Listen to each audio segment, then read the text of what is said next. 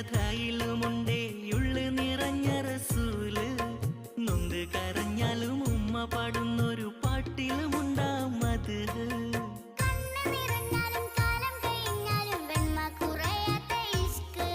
മനസ്സിലും മഹിയിലും നബി നിറയുമ്പോൾ ഇഷ്കിനെ ചേർത്തവർ കരകയറുന്നു.